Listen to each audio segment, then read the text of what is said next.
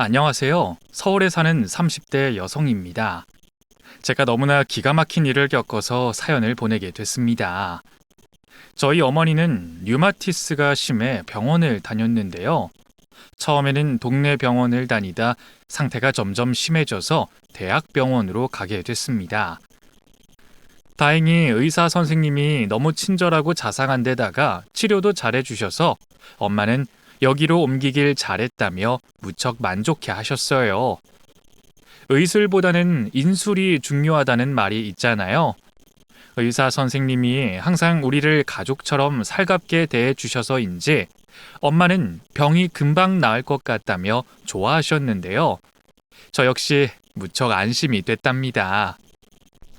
엄마는 그 의사 선생님을 보면 기분이 좋다며 병원에 가는 날을 손꼽아 기다리곤 했어요. 저보다 2~3살 정도 많을 것처럼 보이는 젊은 의사였는데요. 정말 박수받을 만하고 존경받을 만한 명의였어요. 키가 무척 크고 얼굴이 하얗고 이목구비도 또렷해서 마치 아이돌 가수나 모델 같았습니다. 엄마는 어떤 여자인지 모르겠지만 저 의사 선생님이랑 결혼하는 여자는 너무 좋겠다는 말을 입버릇처럼 하셨거든요. 그러던 어느 날 엄마가 뚱딴지 같은 말을 하시지 뭐예요. 예, 미주야. 그 의사 선생님이 널 좋아하는 것 같던데? 저는 엄마가 희망사항을 농담처럼 말하는 걸로 생각해서 대수롭지 않게 들었는데요. 그러다 엄마가 점점 확신에 찬 말을 하더라고요. 우리한테 잘해주는 게 사실은 저를 좋아해서 그렇다나 뭐라나. 저는 그냥 피식피식 웃기만 했지만 한편으로는 엄마가 말하는 게 공감되는 부분도 있어서 잠깐 생각에 잠겼어요. 그러고 보니 그가 볼펜을 바닥에 떨어뜨렸을 때 제가 주워서 건네주다가 서로 손가락이 살짝 닿은 적이 있었거든요. 그때 그가 얼굴이 새빨개지면서 무척 당황하더라고요.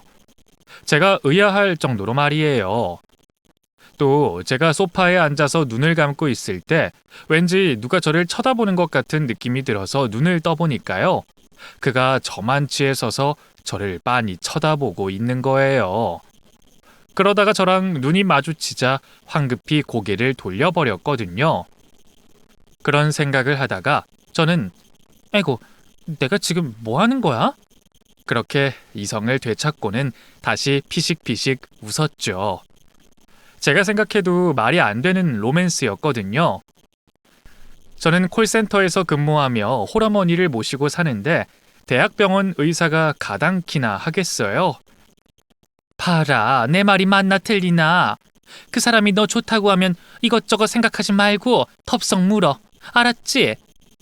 엄마가 눈치 빠르고 분위기 파악을 잘하는 편이었지만 이번에는 김칫국을 사발째로 들이마신다는 생각이 들었어요. 그 후 치료를 받으러 갈 때마다 엄마랑 제가 김칫국을 통째로 마셔댄 것이 생각나서 웃음이 나왔습니다. 그러자 그가 저한테 그러더라고요. 웃는 모습도 참 예쁘다고요. 순간 저는 얼굴이 빨개져서 안절부절 못했어요. 제가 선머슴 같은 스타일이라 수줍음과는 거리가 멀거든요. 그런데 그때는 웬일인지 저도 모르게 너무 수줍어서 고개를 들지 못하겠더라고요. 내가 왜 이러지? 이러지 말자. 그렇게 다짐하면서 자연스럽고 태연하게 행동하려는데 그럴수록 얼굴이 더 화끈거리고 수줍어졌습니다. 그 모습을 보면서 그가 환한 미소를 짓기에 저는 급히 화장실로 도망을 갔답니다. 그 일이 있고 난 다음부터 정말 이상한 현상이 생겼어요. 그의 얼굴을 쳐다볼 수가 없었던 거예요. 그가 다가오는 발자국 소리만 들려도 괜히 얼굴이 빨개지면서 심장이 쿵쾅쿵쾅 뛰기 시작했습니다. 그러다 보니 엄마를 모시고 병원에 가는 것이 부담스러워졌습니다. 정말 이상한 감정이었어요. 그가 전혀 싫지 않은데 그를 만나는 게 너무 떨리고 긴장이 됐습니다. 그 무렵 도저히 믿을 수 없는 일이 일어났어요. 엄마가 물리치료를 받고 있을 때 그가 저를 진료실로 불렀어요. 저는 엄마의 몸 상태나 진료에 관한 얘기를 할 줄 알았는데요. 그가 뜬금없이 오페라를 좋아하냐고 물어보는 거예요. 저는 잘못 들은 줄 알고 그를 빤히 쳐다봤는데요. 그가 똑같은 말을 했습니다. 제가 얼버무리면서 고개를 끄덕이자 그가 티켓을 건네며 이렇게 말했어요. 제가 정말 좋아하는 오페라예요. 이 오페라 티켓 2장 선물로 받았는데 같이 보러 갈 사람이 없네요. 혼자 보러 가기는 조금 그렇고요. 저랑 같이 보러 가는 거예요? 그러더니 저한테 전화번호를 물어봤습니다. 저는 또 바로 알려주지 않고 얼버무렸죠. 그러자 그가 진료실 문 밖을 쳐다봤어요. 순간 저는 환자가 워낙 많은 곳이라 길게 대화를 나눌 수 없다는 신호로 생각해 전화번호를 알려줬습니다. 진료실 문을 열고 나올 때는 몰랐어요. 병원에서 나올 때도 별다른 감정의 동요가 없었고요. 그런데 집에 오자 머릿속이 복잡해지고 심장이 미친 듯이 뛰기 시작했습니다. 실제로 일어난 일이 아니라 마치 꿈을 꾸고 있는 것만 같았어요. 하지만 티켓이 있는 것을 보니 분명 꿈은 아니었죠. 그러자 이번에는 왜 그 사람이 나한테 오페라를 보러 가자고 한 거지? 그런 의심이 들면서 생각이 꼬리에 꼬리를 물기 시작했죠. 그날 저는 밤새 잠을 한숨도 못 자고 계속 몸을 뒤척이면서 이런저런 생각에 깊이 빠졌습니다. 엄마한테 말할까 말까 고민하다가 그냥 입을 꾹 다물어 버렸어요. 괜히 말했다가는 엄마가 혼자 오버할 것 같아서요. 기대는 결국 그에 대한 실망을 기대하는 것과 같다는 말이 있잖아요. 엄마가 잔뜩 기대했는데 그냥 공연 한번 보는 게 다일 수도 있잖아요. 그럼 엄마가 무척 실망할 것이 뻔해서 말을 안 하는 것이 낫다고 생각한 거죠. 대신 콜센터에서 저랑 친하게 지내는 언니에게 조심스럽게 말을 했더니요. 언니가 냉정하게 조언을 해줬습니다. 의사라면 그냥 막 들이대는 여자들이 많잖아. 그걸 이용해서 이 여자 저 여자들 건드리는 남자 의사들도 있고. 내가 보기엔 그 사람도 너를 데리고 즐기려는 것 같은데? 뭐 너도 의사랑 즐기고 싶으면 부담 없이 만나던가. 너나 내 팔자에 어제 의사랑 즐기겠니? 언니 말을 듣고 보니 일리가 있었어요. 맞아. 그 사람이 아쉬울 게 뭐 있어서 나를 특별히 생각하겠냐고. 그런 확신이 들기 시작했습니다. 저보다 더 예쁘고 학벌 좋고 집안 좋고 잘난 여자들을 얼마든지 사귈 수 있을 텐데 말이에요. 어느새 설렘은 분노로 바뀌었습니다. 그가 이 여자 저 여자를 건드리는 쓰레기라는 생각이 들자 공연을 보고 싶지가 않더라고요. 약속을 펑크내고 엄마도 다른 병원으로 모시고 가야겠다는 결심이 굳어졌어요. 공연 전날 그가 저한테 전화를 했는데요. 받을까 말까 한참을 갈등하다가 결국에는 받질 않았습니다. 잠시 후 그가 문자를 보냈어요. 내일 공연장 근처에 어디에서 몇 시에 만나자는 내용이었죠. 저는 그냥 무시해버리고 전화기를 침대 위에 던져버렸답니다. 드디어 약속날이 되자 머릿속이 복잡해졌습니다. 그가 쓰레기인지 아닌지도 모르는데 제가 아무 근거도 없이 그를 혐오하는 게 맞는 건지 의심이 들었거든요. 한편으로는 괜히 그를 의심하면서 증오하는 것이 미안한 생각도 들었습니다. 그래서 일단 약속은 지켜야겠다고 결심했어요. 만나보고 나서 판단해도 늦지 않으니까 말이에요. 그가 또 문자를 보내자 답장을 보낸 후 약속 장소로 갔습니다. 집에서 나갈 때는 날씨가 맑았는데요. 지하철에서 나오니까 굵은 비가 세차게 쏟아지고 있었어요. 어떡하지? 편의점에서 우산을 살까? 제가 지하철역 안에 있는 편의점으로 가려는 순간 그가 전화를 했습니다. 지금 어디냐고 물어보기에 상황을 얘기해 줬더니 저한테 오겠다는 거예요. 잠시 후 그가 우산을 쓰고 뛰어왔습니다. 그런데 우산이 하나밖에 없더라고요. 어쩔 수 없이 그와 우산을 같이 쓰고 공연장으로 갔거든요. 그때 그의 팔이 제 어깨에 닿았다가 떨어지고 다시 닿았다가 떨어지고 했는데요. 이 스킨십이라고 할 수도 없는 접촉인데도 저는 숨이 막힐 지경이 됐습니다.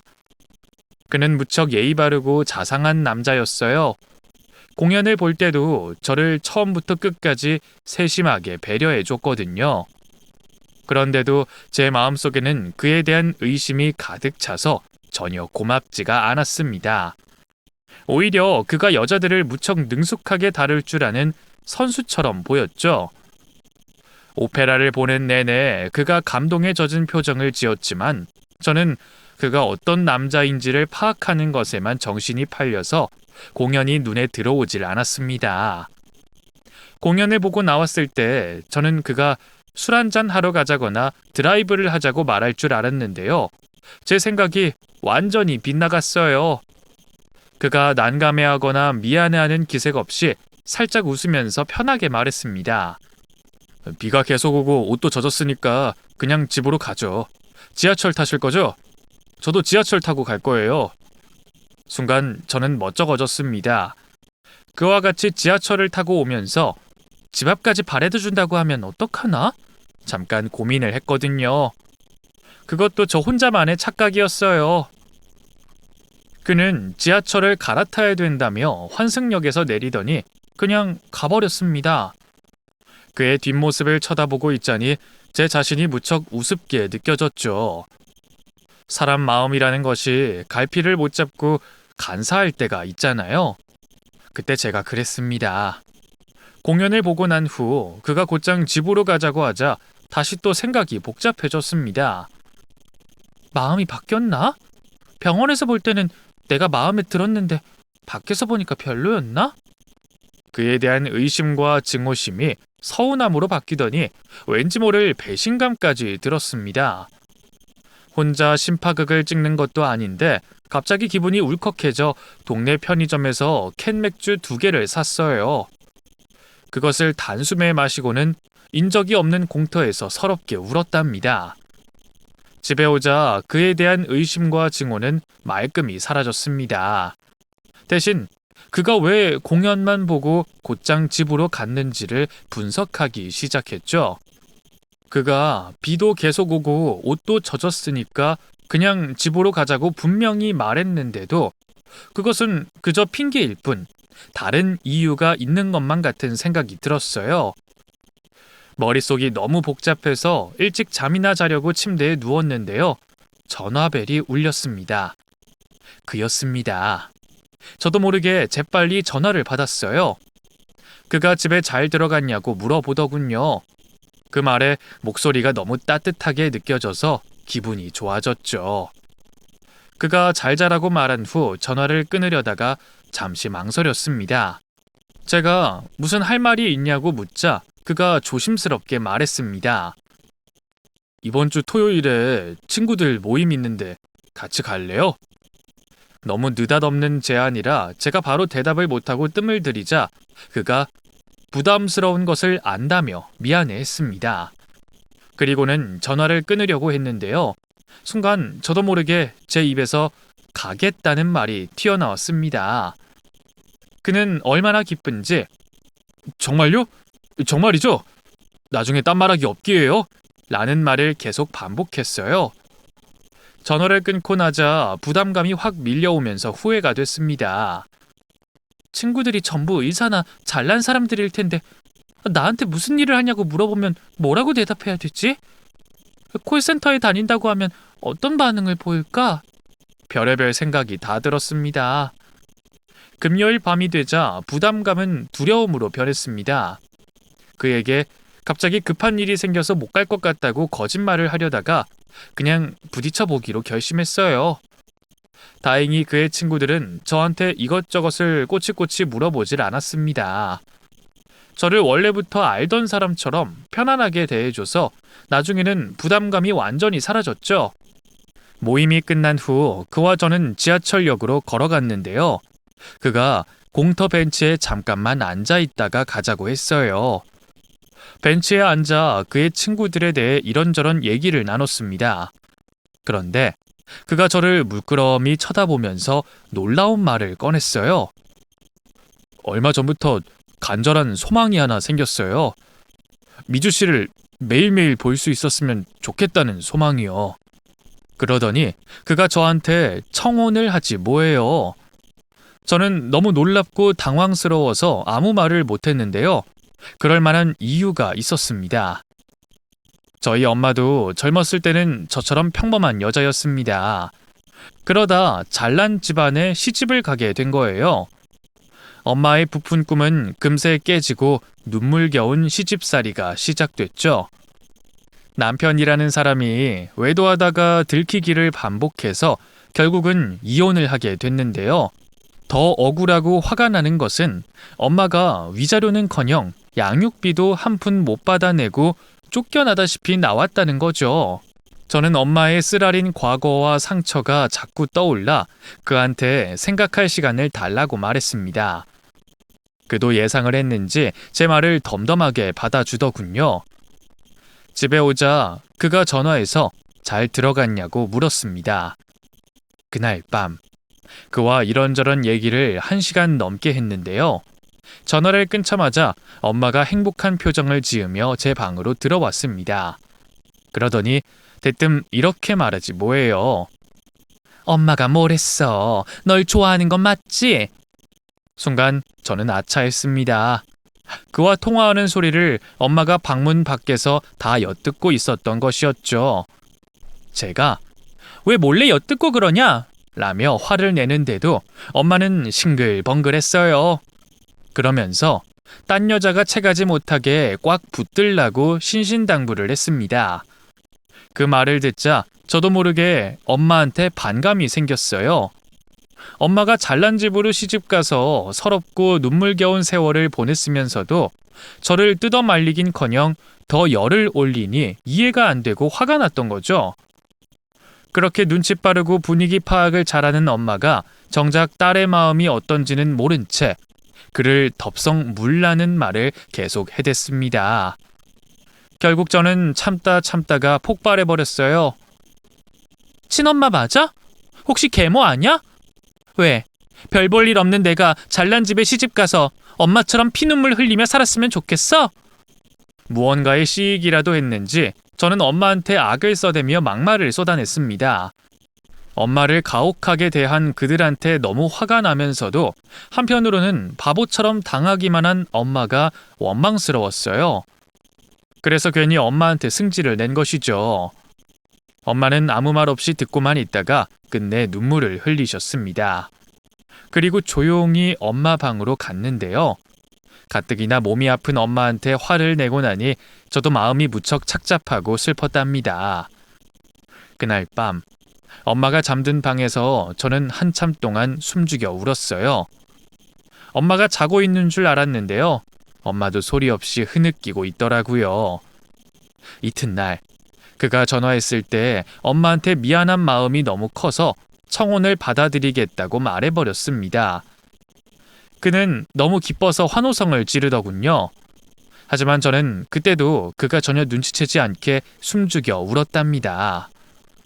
청혼을 받아들인 후 그와 저는 달콤한 시간을 보냈습니다. 엄마를 모시고 병원에 가면 그가 혼신의 힘을 다해 치료를 해줬어요. 그 덕분인지 엄마의 병세는 더 이상 악화되지 않고 조금씩 호전되는 듯 했답니다. 그가 저한테 자기 엄마 아빠가 무척 궁금해하신다며 집으로 데려가려 했지만 제가 매번 나중에 만나 뵙고 싶다며 양해를 구했습니다. 우리 집에 가는 것이 부담스러우면 음식점에서 엄마 아빠랑 같이 식사나 하자고 말할 때도 저의 답변은 마찬가지였고요. 그러던 어느 날 드디어 올 것이 오고야 말았어요. 그가 저한테 상견례 얘기를 꺼냈습니다. 엄마 아빠가 자꾸 재촉해서 더 이상 미루기가 어렵게 됐다며 말이죠. 예상은 했었지만 막상 상견례를 할 생각을 하니 눈앞이 아득해졌습니다. 그의 집안에 비해 엄마와 저는 너무나 보잘것없었기 때문이죠. 저와 달리 엄마는 덤덤했어요. 그래도 한때 잘난 집에서 잘난 사람들과 함께 살아본 적이 있기 때문인지 별로 부담을 느끼진 않더라고요. 마침내 상견례 날이 돼서 엄마랑 저는 강남에 있는 최고급 레스토랑으로 갔는데요. 엄마가 겉으로는 덤덤한 척했지만 속으로는 부담을 크게 느꼈는지 그날따라 류마티스 증세가 심해졌습니다. 마침내 상견례 날이 돼서 엄마, 고집 피우지 말고 그냥 휠체어 타고 가. 제가 애원했지만 엄마는 괜찮다며 한사코 거절했습니다. 차도 없어서 택시를 타고 갔는데요. 엄마를 부축해 택시에서 내릴 때는 상견례고 뭐고 다 집어치운 후 집으로 돌아가고만 싶어졌어요. 엄마를 힘겹게 부축해서 레스토랑 안으로 들어갈 때 그가 마중을 나왔습니다. 그는 친엄마를 대하듯 장차 장모가 될 분을 다정하게 모시고 룸으로 들어갔는데요. 순간 룸에 있던 그의 부모님이 경악을 했어요. 그러다 재빨리 표정 관리를 하더군요. 그의 부모님을 처음 본 순간 저도 왠지 숨이 막혔습니다. 두 분 모두 인상과 분위기가 무척 도도해 보였기 때문이었죠. 억지로 어색한 웃음을 짓고 있었지만 엄마와 저를 멸시하는 눈빛이 강렬하게 느껴졌습니다. 그의 누나 2명도 상견례에 나왔는데요. 그들은 너무 어이가 없어서 말문이 막힌다는 표정이었습니다. 엄마랑 제가 자리에 앉자 그가 어색한 분위기를 바꾸려고 애를 썼습니다. 그때 그의 엄마가 저한테 날카로운 질문을 했습니다. 콜센터에서 근무한다고요? 순간 제가 그의 얼굴을 쳐다봤습니다.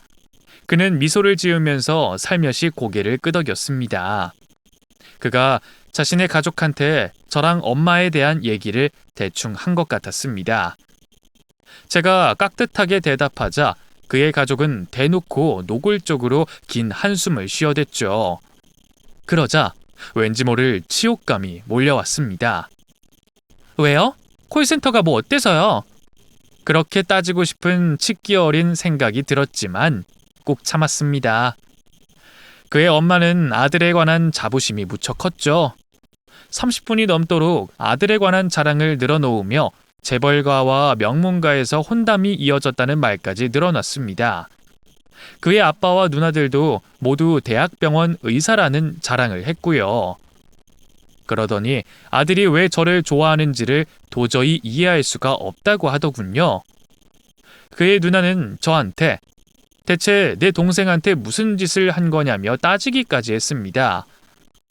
그가 자신의 누나를 말려서 그녀가 더 이상 저를 취조하는 것 같은 질문을 하질 않았지만 이미 저의 기분은 비참해질 대로 비참해졌습니다. 마치 제가 꼭 죄인인 것만 같았고 그곳은 상견례 장소가 아닌 경찰서 조사실이나 취조실처럼 느껴졌습니다. 그가 자신의 가족한테 예의를 지키라는 눈치를 주자 그들은 막대먹은 질문을 삼가하더군요. 잠시 후 눈이 휘둥그레질 만한 고급 요리들이 나오기 시작했는데요. 저는 입맛이 없는 데다가 그것을 먹으면 체할 것만 같아서 먹는 둥 마는 둥 했거든요. 그런데 엄마는 눈치 없이 음식을 개걸스럽게 먹기 시작했어요. 그의 부모님은 엄마를 보면서 눈살을 찌푸리더군요. 그의 누나 2명은 서로 귓속말을 하면서 킥킥거렸고요.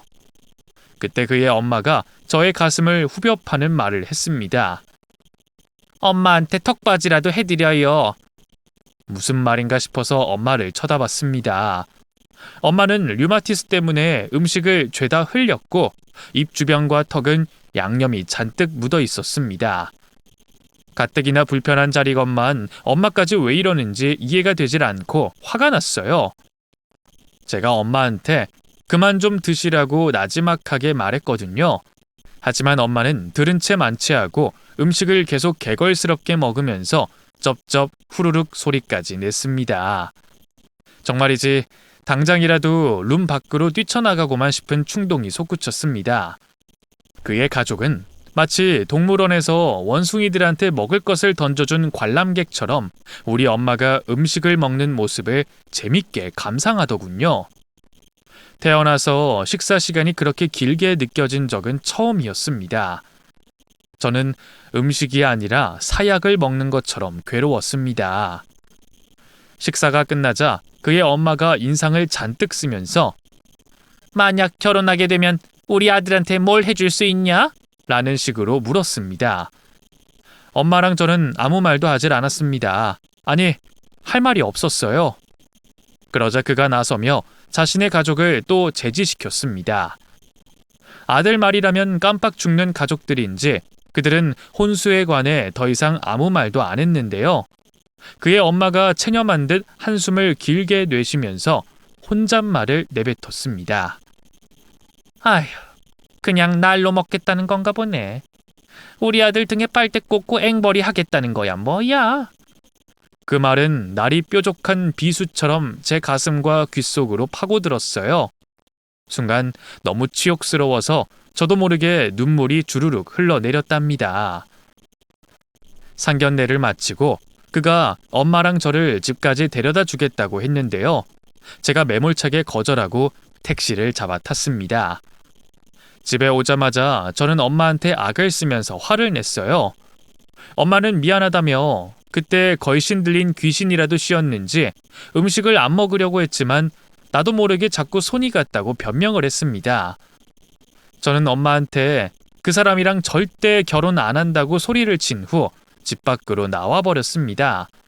그때 그가 전화를 했어요. 그한테도 화가 나서 전화를 받지 않았습니다. 그가 또 전화를 하자 바로 받았어요. 그리고 그한테도 화를 막 냈습니다. 도저히 결혼 못하겠다. 모두 없던 일로 하자. 이제 만나지도 말자. 라는 말까지 했습니다. 그 말을 쏟아낸 후 일방적으로 전화를 끊어버리고 전원을 꺼버렸죠. 그렇게 며칠이 지났는데요. 어느 날 그가 우리 집 앞에서 저를 기다리고 있더라고요. 저는 그를 본체 만취하고 집 안으로 들어가려고 했습니다. 그러자 그가 잠깐이면 되니까 얘기 좀 하자고 애원했어요. 그는 제 기분을 충분히 이해한다며 원하는 것을 모두 들어줄 테니 결혼을 취소한다는 말을 다시 생각해달라고 하더군요. 얼마나 마음고생이 심했는지 그도 얼굴이 해숙해져 있었습니다. 저는 한참을 갈등하다가 그의 부모님이랑 한 집에서 같이 사는 건 도저히 못하겠다고 속내를 드러냈어요. 그는 잠깐 고민한 후 그렇게 하겠다고 대답했습니다. 결혼하면 따로 신혼집을 마련해서 살겠다는 설명까지 덧붙였습니다. 그래도 저는 안심이 되지 않아서 신혼집은 그의 부모님이 사는 집과 최대한 멀어야 될 것, 시댁 식구들이 신혼집에 자주 찾아오면 안 될 것을 추가로 얘기했죠. 그는 한숨을 내쉬더니 꼭 그렇게 되도록 하겠다고 약속했습니다. 그가 빈말을 못하는 성격이라 저는 그를 믿고 결혼을 하게 됐습니다. 결혼 후 저는 시댁 식구들과 마주치지 않으려고 애를 썼습니다.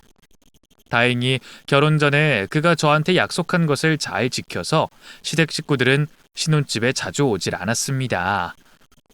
어느새 한 달이 지나고 두 달이 지나고 보니 적응이 됐습니다.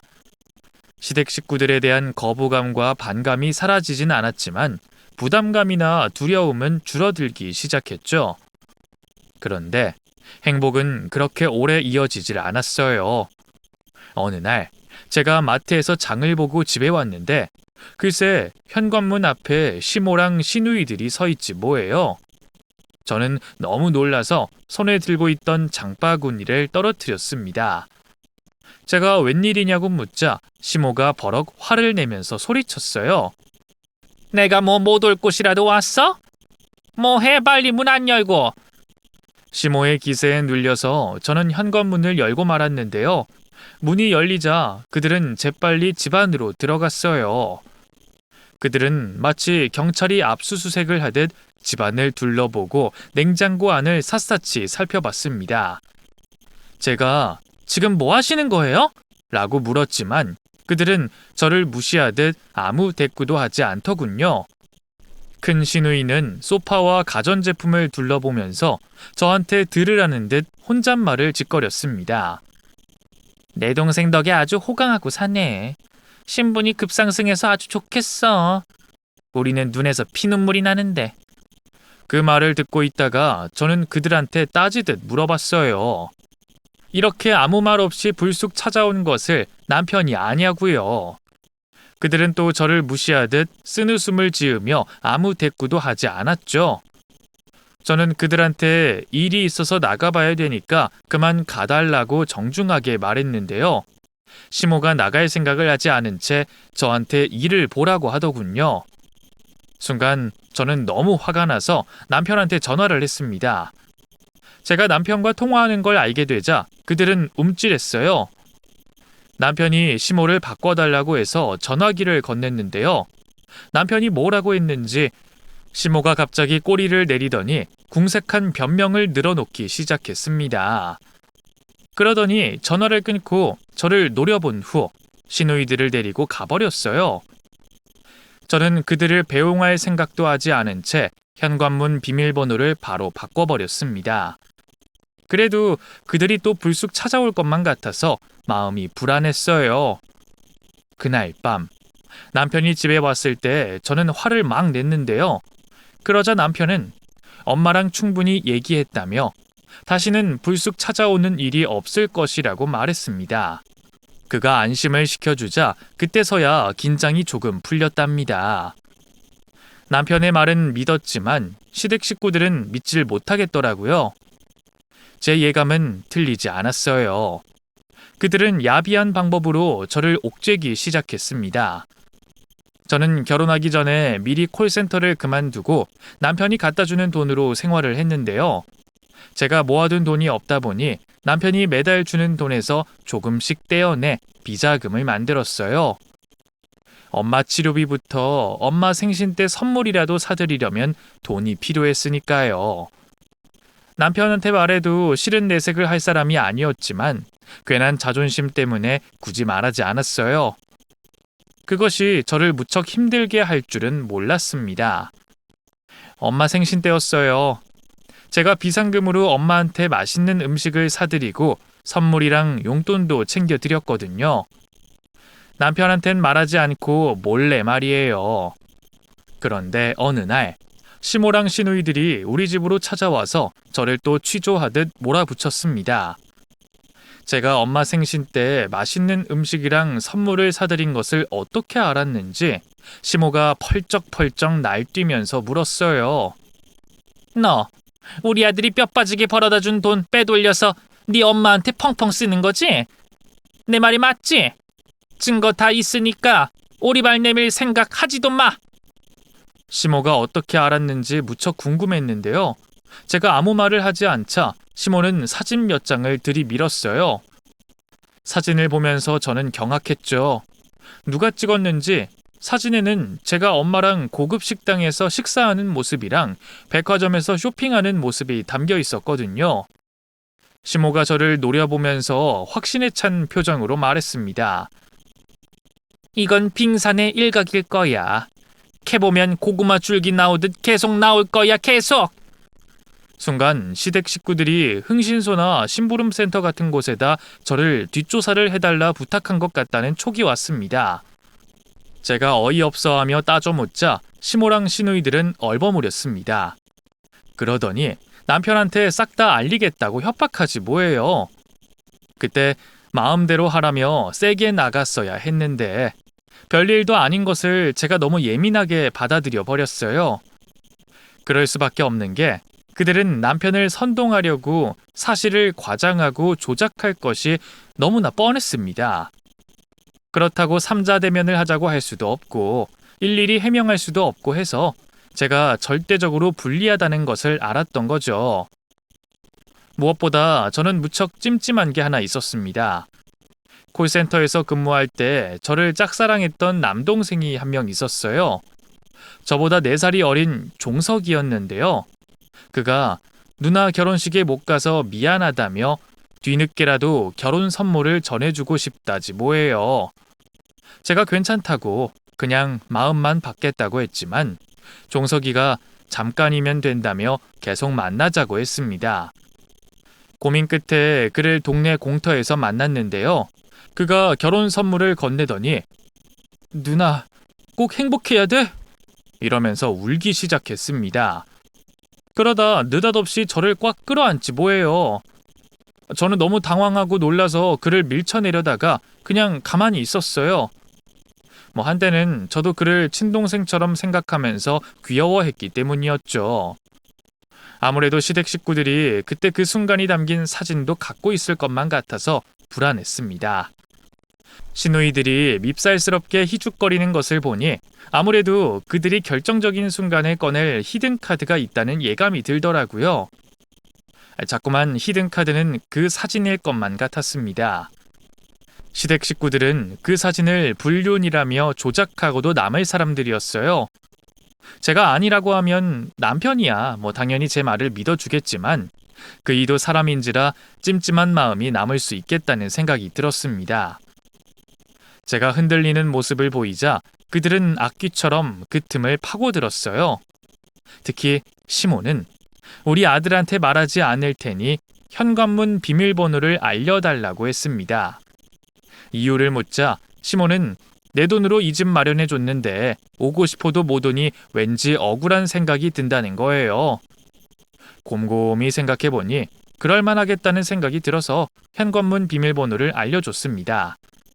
그 후 시모는 뻔질나게 찾아왔어요. 집구석에서 쳐노는 주제 청소랑 빨래도 제대로 안 하고 뭐하냐며 저를 들들 볶아대기도 했고요. 남편이 시키지도 않은 일인데 저한테 매일 인터넷으로 가계부를 작성해서 검사받으라는 지시까지 했답니다. 그게 끝이 아니었어요. 처음에는 경제 공부를 하라더니 나중에는 재택근무라도 할 수 있는 일을 찾아 돈을 벌라고 강요했습니다. 시모 등살을 못 이기고 남편한테는 비밀로 한 후 집에서 시간 선택제로 콜센터 업무를 시작했는데요. 글쎄 제 급여의 반을 시부모 용돈으로 달라지 뭐예요. 너무 기가 차서 말이 안 나왔지만 시모가 요구한 대로 했습니다. 집에서 일을 시작한 데다 시모가 걸핏하면 들이닥치니 이전처럼 엄마를 찾아가지 못하게 됐는데요. 그것이 가장 힘들고 마음 아팠어요. 그러던 어느 날 엄마가 저한테 전화를 했습니다. 목소리를 들어보니 몸이 아픈 것 같았습니다. 엄마, 왜 그래? 어디 아파? 제가 꼬치꼬치 캐묻자 그때서야 엄마는 머리가 너무 아프고 현기증이 난다고 대답했어요. 밤새 토해서 기운이 하나도 없다는 말까지 하더라고요. 근데 왜 이제 전화해? 기다려, 바로 갈 테니까. 저는 전화를 끊고 나서 서둘러 나가려고 했습니다. 그때 현관문 비밀번호를 누르는 소리가 들렸어요. 아니나 다를까 시모가 문을 열고 들어왔는데요. 저는 그냥 본체 만취하고 밖으로 나가려고 했어요. 시모는 제 팔을 잡아채더니 어디 가냐? 라고 물었습니다. 저는 사실대로 말했어요. 그럼 시모가 당연히 저를 붙잡지 않을 거라고 생각했지만 그것은 착각이었죠. 오히려 시모는 저한테 화를 내면서 얘기 못 들었냐? 라고 물었습니다. 제가 반문했더니 저녁에 시댁 식구들이 저희 집에서 저녁을 먹기로 했다는 거예요. 저는 바로 전화기를 들여다봤습니다. 남편이 2번이나 전화했는데 제가 못 받았더라고요. 그가 보낸 문자 메시지를 보니 시모의 말이 맞았습니다. 시모는 주방으로 걸어가면서 닥달하기 시작했어요. 뭐해? 얼른 와서 음식 만들 생각 안 하고. 어찌해야 될지 몰라서 저는 우두커니 서 있기만 했습니다. 시모한테 혼자 음식을 만들라며 떠맡길 수가 없고 엄마를 혼자 내버려 둘 수도 없고 정말 너무 난감한 상황이었죠. 제가 귓구멍이 막혔나? 이제 나이 대놓고 시어미 말을 무시해버리네. 시모의 잔소리에 저도 모르게 주방으로 걸어갔습니다. 그리고 시모가 시키는 대로 음식을 만들기 시작했는데요. 엄마가 너무 걱정되고 엄마한테 너무 미안해서 눈물을 삼켜가며 음식을 만들었답니다. 그날 엄마는 이모한테 전화해서 동네 병원으로 갔습니다. 이튿날 제가 엄마한테 전화해서 의사가 뭐라고 했냐고 물었는데요. 엄마는 계속 별거 아니래라는 대답만 했습니다. 엄마의 말은 사실이 아니었어요. 엄마가 신신당부해서 이모도 저한테 솔직하게 얘기하질 않았고요. 한 달쯤 지난 어느 날 엄마는 혼자 집 밖으로 나섰다가 길에서 쓰러졌습니다. 다행히 근처 상점 주인이 엄마를 보고 119에 바로 전화해서 병원으로 실려갔는데요. 그때 병원에서 걸려온 전화를 받고서야 저는 엄마가 뇌출혈이라는 사실을 알게 됐어요. 저는 너무 정신없어서 외출복으로 갈아입을 생각도 못한 채 병원으로 가려고 했습니다. 그때 시모가 들어왔어요. 또 어디 가냐며 꼬치꼬치 캐물을 것이 뻔해서 제가 먼저 맥없이 말을 꺼냈어요. 엄마의 몸이 위중한 상태인 만큼 이번에는 시모가 붙잡지 않을 것으로 생각했는데요. 시모가 대뜸 짜증난 목소리로 혼잣말을 했습니다. 정말 별의별 걸로 속을 다 썩이네. 뇌출혈이면 치매가 심해질 수도 있는데 전생에 내가 무슨 죄를 지었길래 저딴 종자들하고 엮여서 생고생을 할까? 그 말을 듣자 너무 어이없고 분했어요. 시모한테 따지려다가 엄마한테 빨리 가야 될 것 같아서 꾹 참았는데요. 글쎄 시모가 이러지 뭐예요. 어딜 또 기어나가려고 그래? 뇌출혈이 무슨 벼슬이야? 가려면 도장 찍고 가던가 가지 말던가 둘 중 하나 선택해. 순간 저는 온몸이 부르르 떨렸습니다. 핏발이 선 눈으로 노려보자 시모가 움찔했는데요. 그 다음에는 저도 모르게 몸이 반사적으로 움직였어요. 제가 걸레를 집어들고 시모 면상에 집어 던지면서 소리친 거예요. 정말 지랄하시네요. 뭐? 이혼?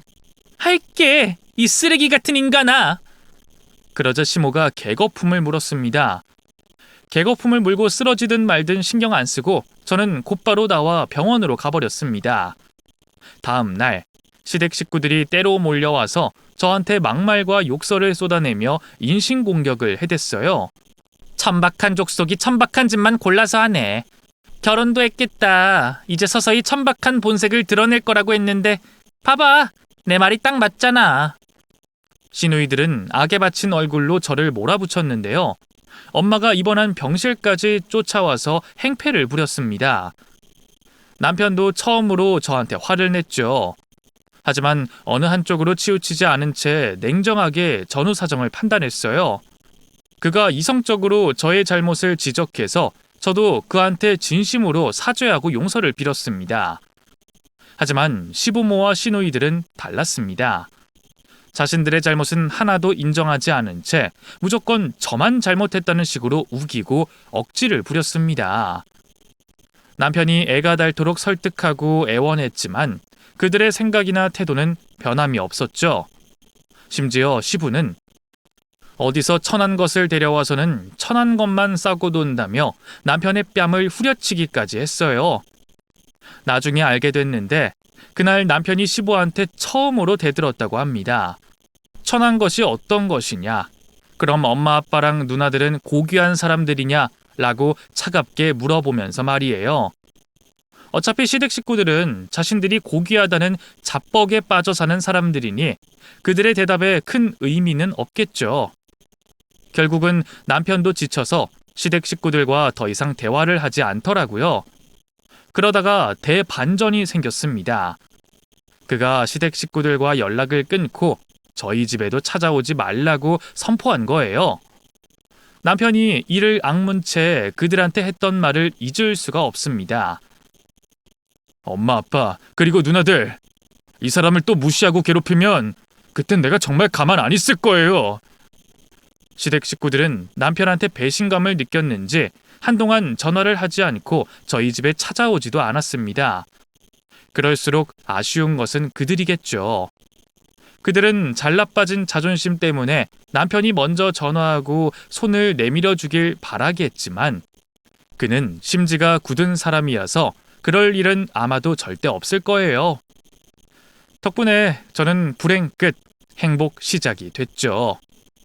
저뿐만 아니라 남편도 우리 엄마한테 더 관심을 갖고 잘 보살펴 준답니다. 특히 엄마의 뇌출혈과 루마티스를 치료해주기 위해 밤잠까지 앉아가며 연구에만 몰두한답니다. 며칠 전에 남편이 그러더라고요. 본가 식구들과는 멀어졌지만 그 대신 처가 식구들하고는 가까워지면서 진정한 가족애를 알게 됐어. 라고 말이에요. 저는 얼굴에 미소가 가득한 날이 많아졌고 엄마는 몸이 조금씩이나마 좋아지고 있는데요.